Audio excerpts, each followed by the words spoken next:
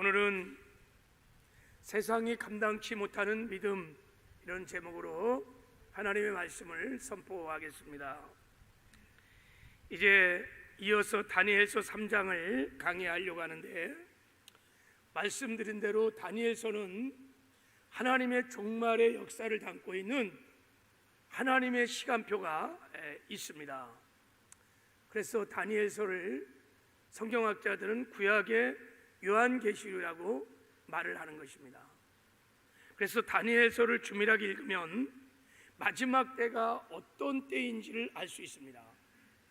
그리고 마지막 때 악한 세상의 유혹과 이 핍박들, 이런 것들을 우리가 어떻게 이길 수 있고 믿음을 지키고 그리스도인 나은 삶을 살 수 있는지를 다니엘이라는 인물과 다니엘의 그 세 친구를 통해서 우리에게 보여주시고 있습니다. 그래서 오늘 특별히 다니엘의 세 친구 사드락, 메삭, 아벳느고의 그 믿음을 통하여 마지막 때 세상을 이기는 믿음, 세상이 감당치 못하는 믿음이 어떤 믿음인지를 한번 살펴보기를 원합니다. 바라기는 여러분들이, 저와 여러분들이 다니엘의 이 세 친구의 믿음을 본받아서 정말 악한 세상과 타협하지 아니하고 굴복하지 아니하고 오히려 맞짱을 또 싸워 이기는 정말 승리가 있기를 주님의 이름으로 축복합니다. 자, 먼저 오늘 본문의 말씀을 통해서 이 시대가 어떤 시대인지를 한번 살펴보겠습니다. 우리가 시대를 분별해야 마귀의 유혹과 미혹들을 분별하고 대적할 수 있습니다. 시대를 알아야, 시대가 분별이 돼야지만 미혹도 알을 수 있어요. 대적할 수 있고요, 믿음도 지킬 수 있고요, 사명도 감당할 수 있고, 이기는 승리의 삶을 살게 될 줄을 믿습니다. 자, 그런 맥락으로 우리가 이런 관점에서 다니엘서 3장을 한번 보기 원하는데요. 자, 지난주에 우리가 살펴본 대로 다니엘서 2장에서 다니엘이 느부갓네살 왕의 꿈을 알아맞히고 해석을 했었어요. 이런 꿈을 꿨어요. 자, 이렇게 큰 신상을 봤는데, 자, 머리는 금이요, 가슴은 은이요, 배는 노시요, 두 다리는 철이었고, 그리고 발과 발가락은 흙과 철이 섞여 있었어요. 그리고 하늘에서 뜨인 돌이, 손대지 않은 돌이 꽝 하고 오면서 저 신상을 무너뜨리고 풍지박살을 내고 그 돌이 태산처럼 온 세상을 덮었어요. 그리고 다니엘이 꿈을 해석해 줬습니다. 자, 저 금은 바벨론 제국이요, 은은 메데파사 페르시아 제국입니다. 그리고 노스는 헬라 알렉산더 제국입니다. 그리고 흙은, 철은 로마 가이사의 제국이에요. 그리고 철과 흙은 지금 열왕의 시대를 말하고, 그리고 이제 저 뜨인 돌이 와서 저 동상을 풍지박살 내는 저 사건은 예수님의 재림이고, 예수님의 재림과 함께 이 땅에 하나님의 나라가 임하는 것을 보여준 것입니다. 이것이 하나님이 장차 진행할 역사의 시간표라고 말을 했어요. 느부갓네살 왕이 저 꿈을 해석받고 하나님의 영광 안에서, 하나님의 어미 앞에서 고백했어요. 야, 하나님이 정말 모든 신들 중에 참신이다. 그리고 모든 왕 중에 주제시다. 하나님의 주권을 인정하고 다니엘을 높이고 다니엘 세 친구들을 다 높여줬습니다. 자, 이런 일이 있은 후에 느부갓네살 왕 지위 18년째, 그러니까 이 꿈을 해석받은 다음에 16년의 세월이 지났습니다. 느부갓네살 왕이 큰 금신상을 만들었어요. 자, 우리 한번 1절을, 성경 1절을 한번 읽어보겠습니다. 먼저 1절 시작. 느부갓네살 왕이 금으로 신상을 만들었으니 높이는 60규빗이요 너비는 6규빗이요 그것을 바벨론 지방의 두루 평지에 세웠더라 그랬어요. 자, 다시 우리 한번 신상을 봐요. 자, 꿈에 보았던 신상은 금과 은과 녹과 흙으로 짬뽕이 된 신상이었는데 저거는 완전히 머리부터 끝까지 금으로 도배한 금신상이에요. 금신상. 크기가 얼마나 큰지 높이가 30m, 적어도 아파트 10층 정도 되는 높이. 2600년 전에 저런 큰 신상은 어마어마한 신상입니다 지금. 그리고 두루 평지에 갖다 저걸 세워놨는데 온 머리부터 끝까지 금으로 다 도금을 했겠죠. 그러니까 막 번쩍번쩍 빛나니까 막 어디든지 다 보이는 거예요. 저렇게 바벨론 제국의 두루 평지 중심에다가 금신상을 딱 세워놓고 이제 모든 관리들을 다 불렀어요. 중앙의 관리, 지방의 관리들 다 불러서 줄을 저기 쫙 세워놓고 낙성식을 하는 거예요. 낙성식을. 그리고 이제 선포자가 느부갓네살 왕의 명령을 대신합니다. 이제부터 나팔과 피리 소리를 비롯하여 모든 악기 소리가 나면 모두 다 금신상에 절을 할지어다 그랬어요. 만약에 절을 하지 않는 사람은 저 활활 타오르는 풀무불에 던져 넣으리라 그랬어요. 여러분, 저게 그냥 겉으로 보기에는 국가의식처럼 보이지만 사실은 종교의식입니다. 3장에 보면 절을 한다는 말이, 이 절을 한다는 말이 신에게 절한다는 말이에요. 그런 말이 10번이나 나옵니다. 우리나라로 말하면 일본 통치를 받을 때 우리도 신사참배했습니다. 그때도 여러분 동일하게 기미가요라는 음악을 쫙 틀면 다 절을 한 거예요. 여러분 사실은 이게 종교의식입니다. 종교의식. 백성들을 통합해서 한민족으로 만들려고 하는 종교의식입니다. 지금 북한에도 여러분 김일성 시신 앞에 참배합니다. 여러분 절기가 되면은 다 김정은과 그 권력 서의를 따라서 쫙 가갖고요 다 경배합니다. 그거 여러분 신이에요. 신. 종교의식입니다. 하나님의 자리에 김일성이 지금 앉아 있는 거예요. 거기서 감히 누가 뻣뻣하게 서서 절을 안 한다? 그러면 그냥 순간에 단칼에 날아가는 거예요. 지금 이 분위기가 그런 분위기야. 그런 분위기야. 자, 그 자리에 다니엘의 세 친구가 거기에 참석했습니다. 다니엘의 세 친구가 도지사급 되는 고위 관직에 있었습니다. 여러분, 다니엘의 세 친구가 그 금신상 앞에서 어떻게 했을까요? 절을 했나요? 안 했나요? 안 했어요? 예. 그러면 이제 여러분에게 묻습니다. 자, 여러분이 2600년 전에 돌아가서 당시에 여러분이 그 자리에 있다면 여러분은 금신상 앞에 절을 할 것 같아요? 안 할 것 같아요? 안 할 것 같아요? 안 할 것 같아요? 예, 그러면 여러분의 답을 듣기 전에 그러면 왜 느부갓네살 왕이 금신상을 만들었는지, 왜 많은 사람을 다 불러다가 강제로 금신상에 절을 하게 했는지, 그리고 이 금신상은 지금 이 시대 다니엘서가 말하는 대로 무엇인지, 지금 이 시대의 금신상이 무엇인지를 한번 살펴보고 여러분이 한번 답을 해보시길 바랍니다. 자,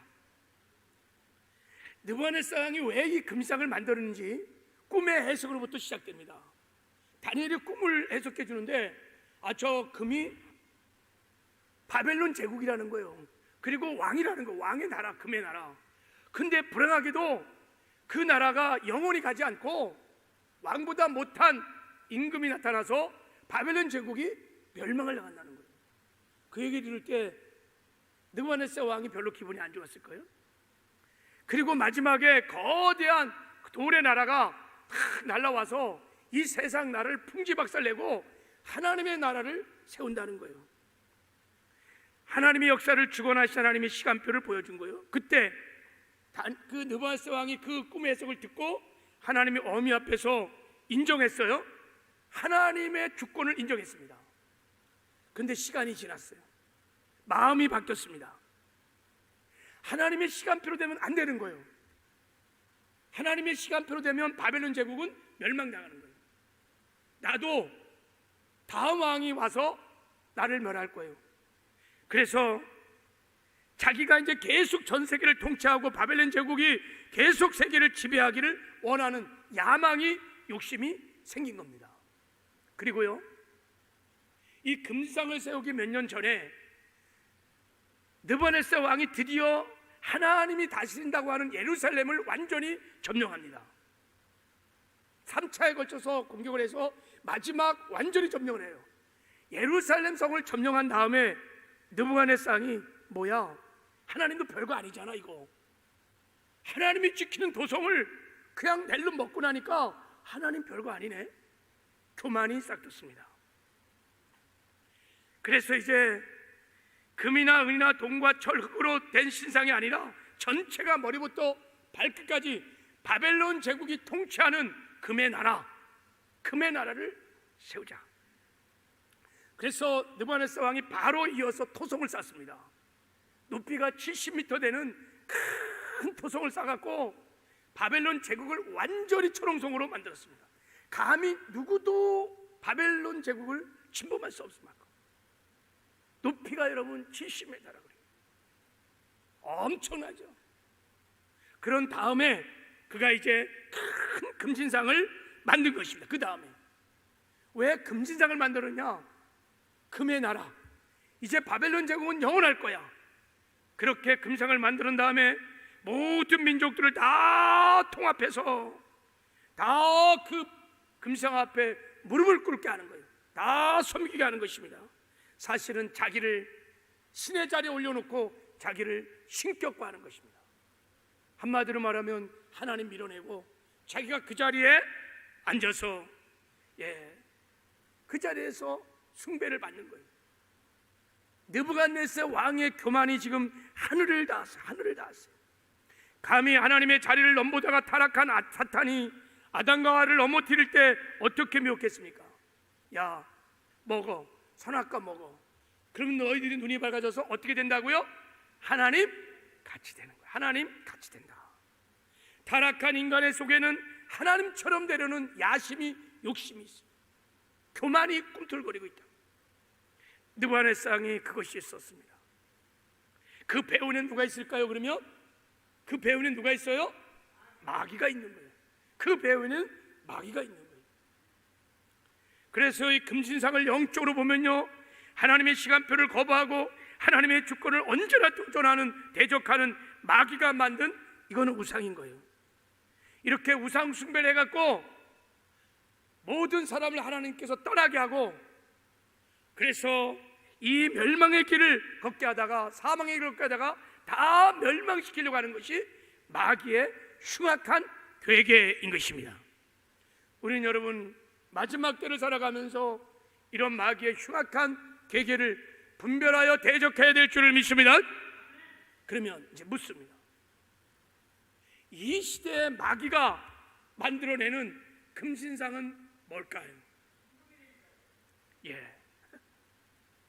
지금 다니엘 시대처럼 막 30m나 되는 높은 눈에 보이는 금상은 아닐 거예요. 다 보이지 않는 것들일 것입니다. 이 시대의 금상은 우리가 하나님의 마음의 보좌에서 하나님을 밀어내고 하나님보다 더 사랑하는 것, 하나님보다 더 의지하는 것, 하나님보다 더 가치 있게 여기는 것, 그 모든 것이 우상이고 그것이 금신상일 것입니다. 하나님이 말씀하셨어요. 나 외에 다른 신을 두지 마라. 우상을 만들지 말고 절하지 마라 그랬어요. 이 말은 하나님이 내 마음에 1번이어야 하는 거예요. 하나님의 1번의 자리를 밀어내고 그 자리에 1번에 앉아있는 그것들, 그것이 너 자신이든 그것이 돈이든 그것이 자식이든 세상의 쾌락이든 그 무엇이든 간에 그것은 마귀가 만들어내는 이 시대의 금신상인 거예요. 우상인 것입니다. 그런데요, 우리 마음에 많은 우상들이 있습니다. 그 중에 우리 마음의 보좌에 가장 중심에 앉아있는, 하나님의 자리에 첫 자리에 딱 꽈배기를 들고 앉아있는 그 우상은 만몬입니다. 돈입니다. 계시록 10장을 가지고 본문을 해석해보면 바벨론은 사망 권세 잡은 자 마귀가 통치하는 악의 나라입니다. 느부갓네살 왕은 사단을 비유하고 있어요. 그리고 이 금신상은 돈, 머니, 재물의 신, 만몬의 신을 말하고 있는 것입니다. 마지막 때는 만몬이 세상을 통치하는, 다 만몬의 금상에 다 굴복하고 절을 하는 시대인 거예요. 일찍이 세속도시를 썼던 전에 하버드 대학 교수였던 하비코스가 이런 말을 했습니다. 21세기 가치와 삶의 기준은 오직 돈, 즉 경제가 될 것이다.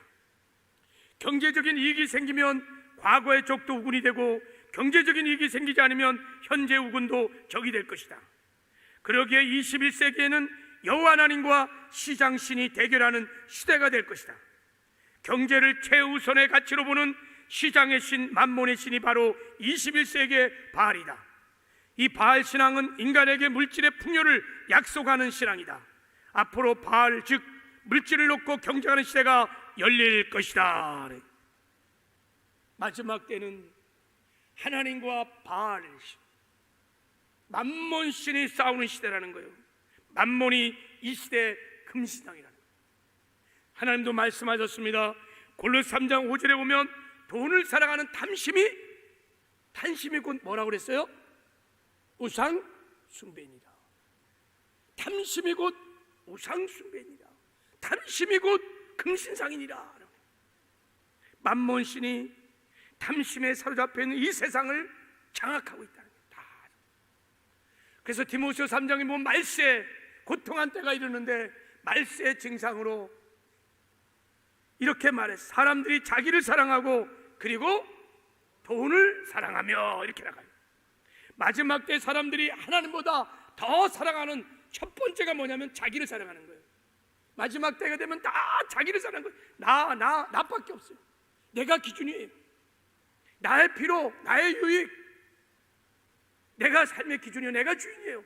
내가 하고 싶은 건 다 해요. 내가 가고 싶은 건 다 해요. 이게 바로 우상이에요. 그리고 두 번째 사랑하는 게 뭐냐면 나 다음에 돈이에요. 돈을 사랑하는 거예요. 돈을 사랑해요. 돈에 다 굴복한 것입니다. 돈이 사실은 보이지 않는 전능하신 하나님의 자리에 앉아 있어요. 그래서 돈이 가라 하면 가는 거예요. 돈이 쓰라 하면 하는 거예요. 모든 나의 결정의 중심에 가만히 보면 다 돈이 관련되어 있어요. 다 이익이 관련되어 있어요. 이거에 따라 다 움직이는 거예요. 내 삶의 주인이신 하나님에 의해서 결정되는 것이 아니라 돈에 의해서 결정되는 거예요. 다 금상에 굴복을 한 것입니다. 여러분, 문제는 돈을 사랑하면, 우리가 금상에 굴복을 하면 그것은 일만하게 뿌리기 때문에 마지막 때 불법이 성한다는 거예요.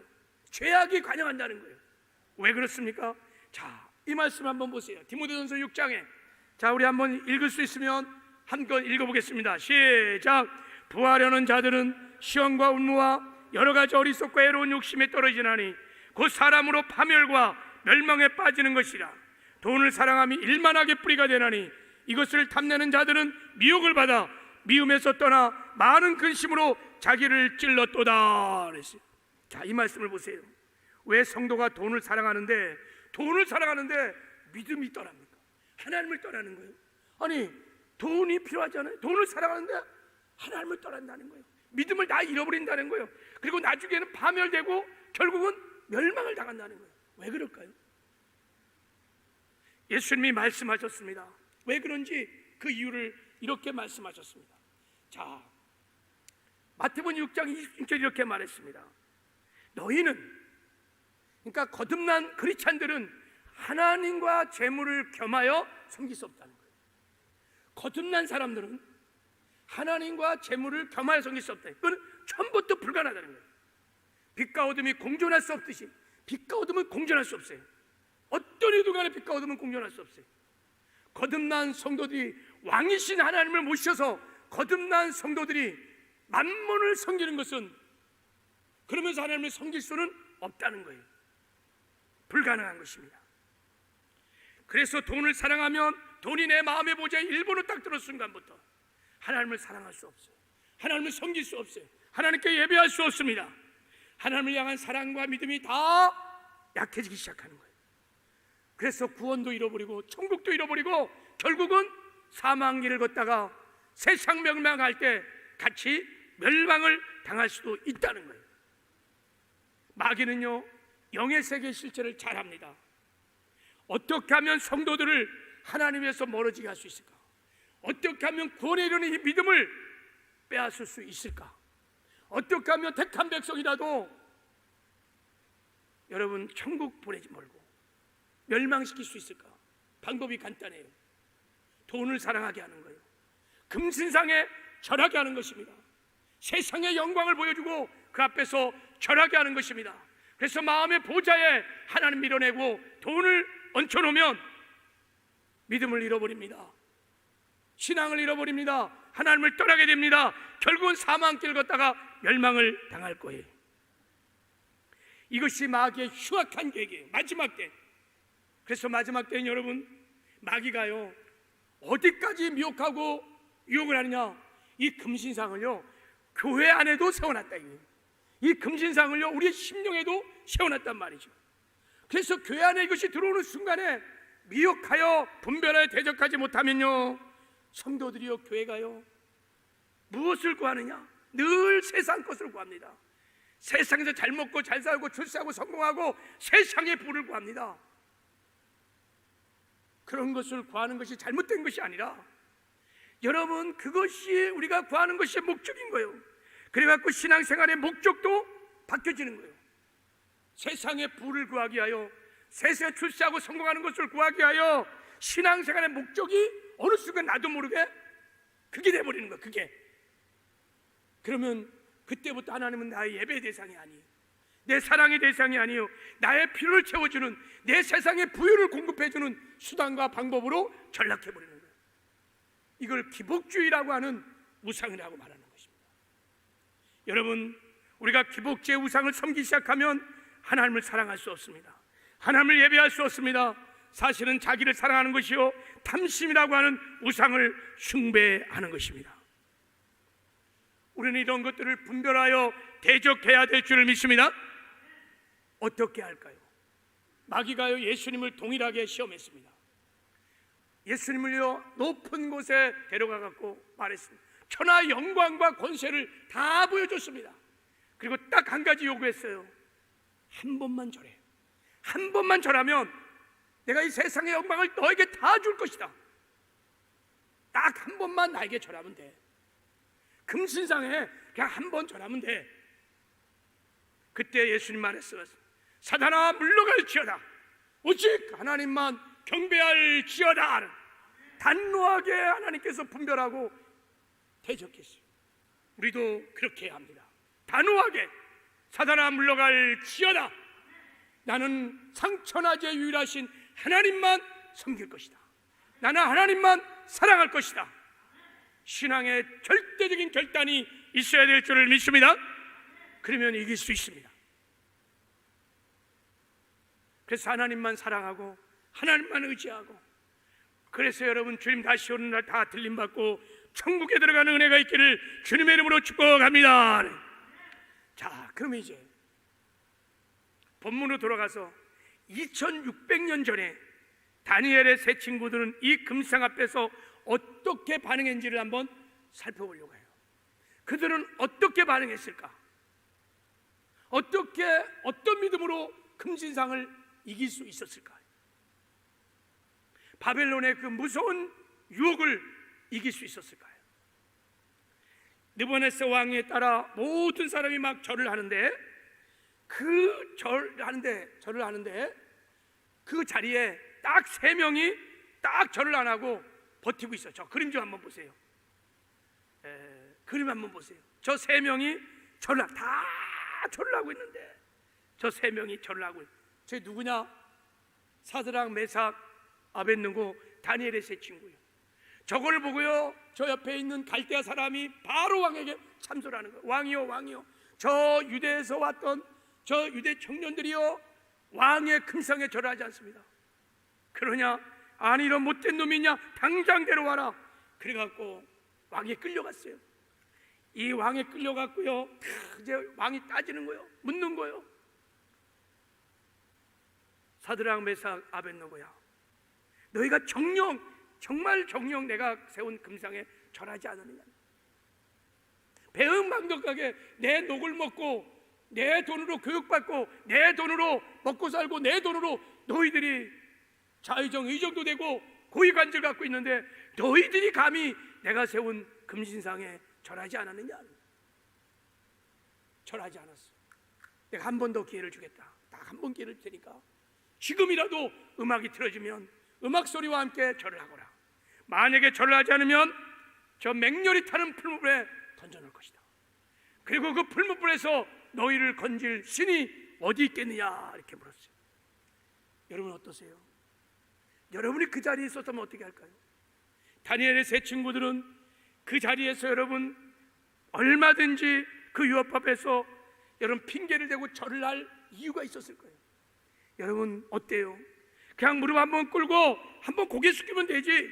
그럼 지금 갖고 있는 부귀 영화 다 누릴 수 있고, 괜히 믿음이요 뭐 신앙이 하면서 꿋꿋하게 섰다가 풀무불에 들어가서 화형당할 일이 뭐서. 빨리 절해, 빨리 절해.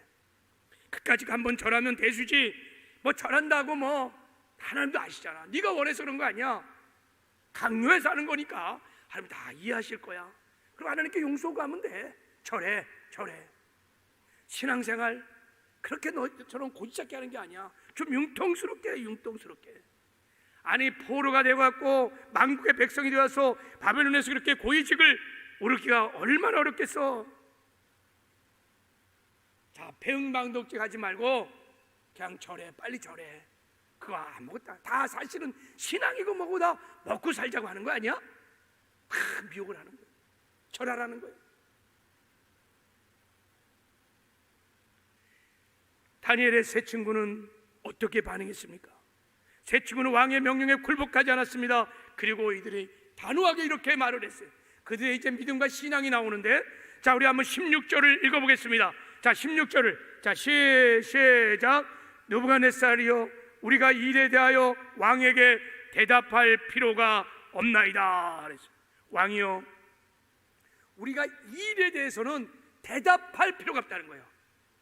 재고의 가치가 없다는 거예요. 대답할 가치도 없다는 거예요. 우리는 절대 절하지 않는다는 거예요. 다른 사람은 다 절해도 우리는 절대 절하지 않는다는 거예요.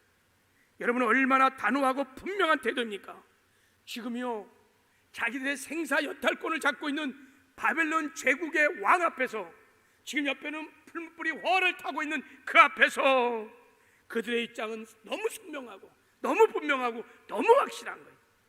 재고의 가치가 없습니다. 말할 가치가 없다는 거예요. 우리는 절대 절하지 않겠다. 어떻게 여러분 이들은 전혀 탑 없이 절대 신앙을 고백할 수 있었을까요? 세 친구는 여러분 하나님과 그의 말씀을 절대 진리로 믿고 있는 사람들이었습니다.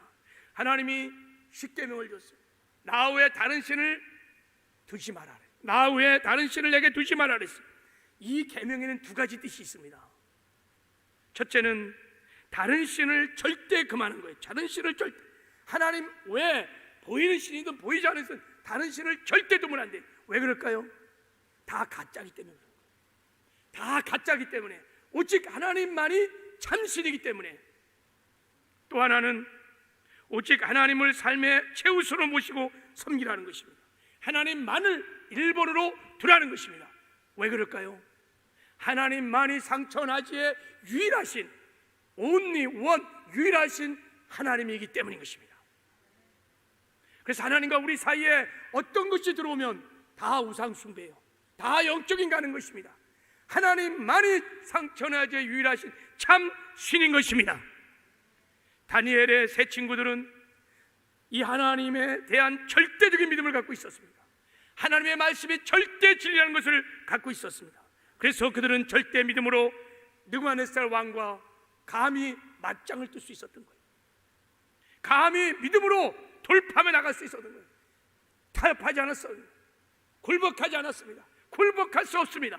절대 믿음을 가지고 믿음으로 돌파하며 나갈 때 기꺼이 여러분 풀무불에 들어간 것입니다. 그때 하나님께서 풀무불에 나타나셔서 다니엘의 세 친구를 지켜주시고 보호하시고 여호와 닉시를 드러내신 줄을 믿습니다. 여러분, 마지막 때를 살아갈 때 이 믿음을 가셔야 돼요. 이 절대 믿음을 갖고 있어야 돼요. 이게 왜 중요하냐? 말씀드렸죠. 마지막 때는 하나님과 절대 진리가 부정되는 시대입니다. 이 세상의 모든 것이 다 상대적이에요. 다 상대화시켰어요. 그래서 종교 다원주의가 생긴 거예요. 이제는 기독교만 구원이 있다고 말하지 않아요. 종교, 모든 종교에, 불교도 천주교도 마음에도 다 구원이 있다고 말하는 시대에 우리가 살고 있어요. 얼마나 이 상대주의가 팽배하냐면요, 성도요, 자기가 결정해요. 내가 여자면 여자일 수 있는 거예요. 왜 꼭 여자와 남자와 결혼해? 남자와 남자끼리 결혼하면 안 돼? 여자와 여자끼리 결혼하면 안 돼? 다 절대 진리를 다 무너버리고 있는 것입니다. 여러분, 이 심각한 문제는 다원주의 사상이 교회 안에 들어온 거예요. 그래서 하나님만을 절대적으로 믿음이 흔들려요. 하나님도 믿고, 우상도 믿고, 돈도 믿고, 의지하고, 남편도 의지하고, 내 스펙도 의지하고, 하나님이 상처내야지 유일한 하나님이 아니에요. 절대 믿음이 없어요. 하나님의 진리가 절대 진리라고 하는, 언제나 아멘이라고 하는 진리에 대한 확신, 순종이 없어요. 그래갖고요, 절대 진리의 반석 위에 큰 믿음이 세워져야 흔들리지 않는데, 하나님도 믿고, 돈도 믿고, 저것도 믿고, 이 진리를, 이 말씀에 순종하면 복도 받고, 그러니 믿는 모래 위에 세워있는 신앙이니까 조금만 시험이 들면 다 무너지는 거예요. 그냥 신앙도 그냥 세상 사람마도 못하는 신앙생활을 하는 거예요. 얼마나 작은 문제에 시험이 드는지, 툭하면 시험이에요. 다 무너져 내리고 있는 것입니다. 여러분, 다니엘의 세 친구는 달랐습니다. 상처나제 유일하신 하나님에 대한 절대 믿음을 가지고, 하나님의 말씀의 절대 가치를 가지고 믿음을 가지고 있었기 때문에 감히 세상과 맞짱을 뜨며 싸울 수 있었던 거예요. 감히 바벨론 제국 앞에, 그 유혹 앞에, 그 위험 앞에 무릎 꿇지 않는 거예요. 꿇을 수가 없는 것입니다.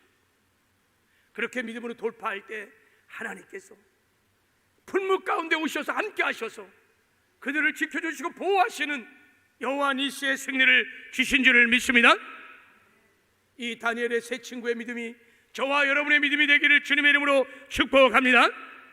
그리고 더 놀라운 것은 이제 17절 18절을 보면은 세 친구가 이어서 정말 놀라운 믿음을 고백합니다. 자, 우리 한번 17절 18절을 한번 읽어볼게요. 자, 다 우리가 같이, 자, 우리 성경을 같이 읽겠습니다. 시작. 왕이여, 우리가 섬긴 하나님이 계시다면 우리를 맹렬히 타는 풀무 가운데서 능히 건져내시겠고 왕의 손에도 건져내시리라. 그렇게 하지 아니하실지라도 왕이여, 우리가 왕의 신들을 섬기지 아니하고 왕의 세우신 금상에서 절하지도 아니할 줄을 아옵소서. 그랬어요. 자, 그들이 확실하게 말합니다. 왕이시여, 하나님께서 우리를 반드시 풀불에서 건져줄 것입니다. 왕의 손에서 건져줄 것입니다. 하나님의 능력을 믿는다는 거예요. 하나님의 능력을 지금 인정하는 것입니다. 여러분, 하나님의 능력을 믿고 기대하고 의지하는 것, 이런 믿음을 능동적 믿음이라고 해요. 무슨 믿음? 능동적 믿음이라고 하는 거예요. 여러분, 이 땅에 사는 동안에 정말 하나님의 능력을 믿는, 하나님은 언제나 우리를 풀무에서 건져주시는 전능하신 하나님을 믿는 능동적 믿음으로 사시기를 바랍니다. 근데 다니엘의 세 친구는 이 믿음에서 머물러 있지 않았어요. 더 높은 차원의 믿음을 고백합니다.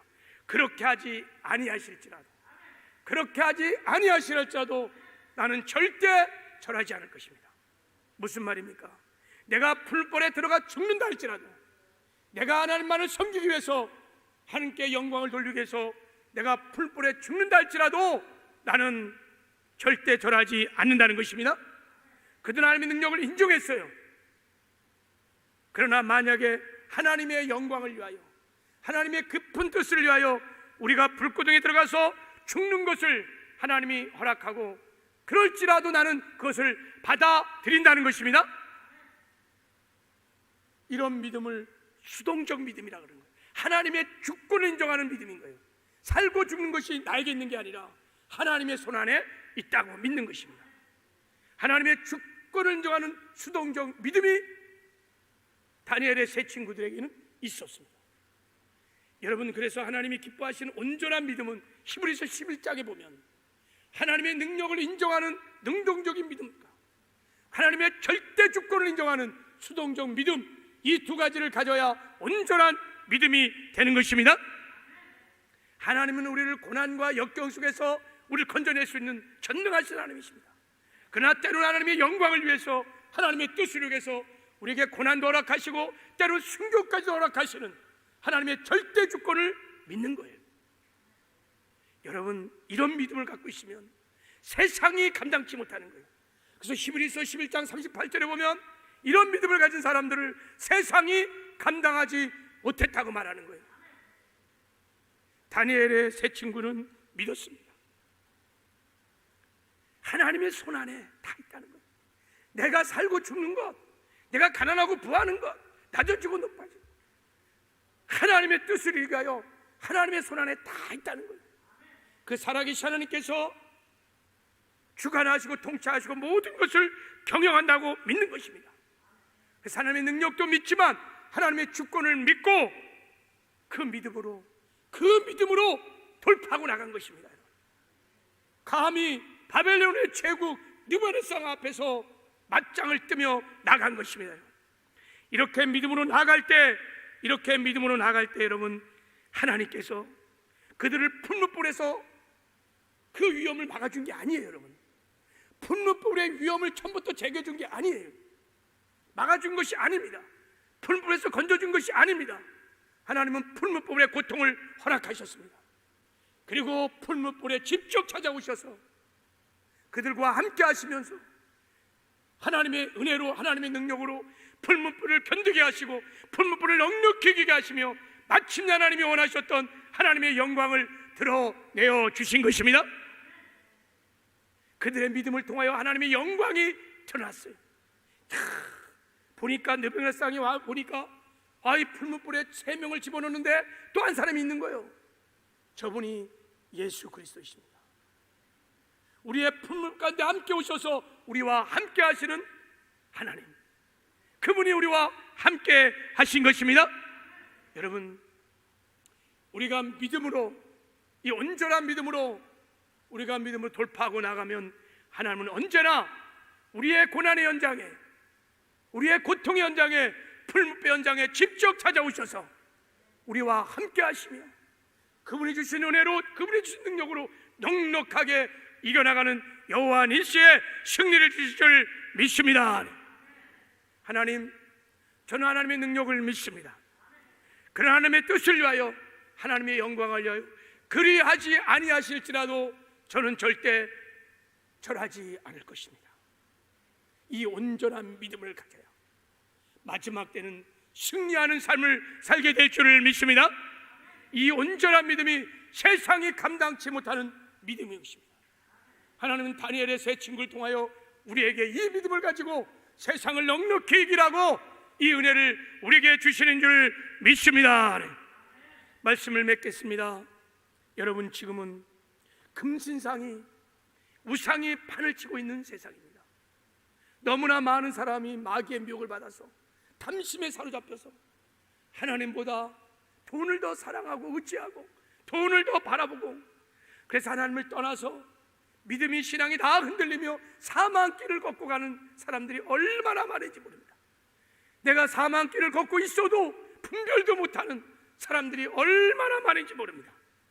우리는 시대를 분별하고 대적해야 합니다. 그리고요, 내가 하나님보다 더 사랑했던 것, 하나님보다 더 의지했던 모든 우상을, 우상 숭배의 죄를 다 회개하고 다 내려놓으시고 하나님께로 우리가 돌아가야 합니다. 그리고 하나님만 더 사랑하고 하나님만 더 의지하고 상천하제 유일하신 하나님만을 절대적으로 신뢰하고 나가는 믿음을 가지셔야 합니다. 그리고 사드락, 메삭, 아벳네고처럼 하나님과 말씀에 대한 절대 믿음을 가지고 살아계신 하나님의 능력, 하나님의 절대 주권을 인정하는 온전한 믿음을 가지고 세상과 타협하면 안 돼요. 세상에 굴복하면 안 됩니다. 믿음으로 선한 싸움을 싸워 나가시길 바랍니다. 우리가 믿음으로 돌파하고 나가면 살아계신 하나님, 하늘과 땅의 모든 권세가 하나님께서 반드시 우리와 함께 하실 것입니다. 그분의 능력으로, 그분의 은혜로, 그분의 주시는 지혜로, 은혜로 넉넉하게 우리가 세상을 이겨나가는 여호와 니시의 승리가 있을 줄을 믿습니다. 이런 은혜가 우리 모두에게 있기를 주님의 이름으로 축복합니다. 하나님 아버지 감사합니다. 하나님, 지금 금신상이 세상에 판을 치고 있는 마지막 때를 살아가고 있습니다. 너무나 많은 사람들이, 하나님 믿는 사람들조차도 하나님이 미혹을 받아서 하나님보다 돈을 사랑하고 의지하고 하나님께서 하나님을 떠나고 믿음을 잃어버리며 사망길을 걷고 있습니다. 주여, 우리를 불쌍히 여겨 주시옵시고 이 시대를 분별하여 만문의 신을 대적하고 결박하게 하여 주시옵소서. 하나님보다 더 사랑했던 것, 하나님보다 더 의지했던 모든 우상 숭배 죄악을 용서하여 주시옵시고 이제 하나님 앞에 다 내려놓게 하여 주시옵시고 오직 하나님만 사랑하게 하여 주시옵소서. 오직 하나님만 의지하게 하여 주시옵시고 오직 하나님의 말씀 앞에 절대 순종하는 믿음을 허락하여 주시옵소서. 그래서 다니엘 세 친구처럼 절대 믿음으로, 온전한 믿음으로 하나님 세상과 타협하지 아니하고 세상에 굴복하지 아니하고 세상도 따라가지 않게 하시고 오히려 믿음으로 돌파하며 나가게 하여 주시옵소서. 믿음의 선한 싸움을 싸워나가게 하여 주셔서 우리의 고난의 현장 가운데 임재하시 하나님의 영광들을 보게 하여 주시옵시고 하나님이 주신 은혜로 넉넉히 이겨나가는 여호와 니시의 승리가 있게 하여 주시옵소서. 기름 부어 주시옵소서. 오직 믿음으로 살게 하여 주시옵소서. 함께 하시는 것 감사하고 예수님의 이름으로 축복하며 기도했습니다.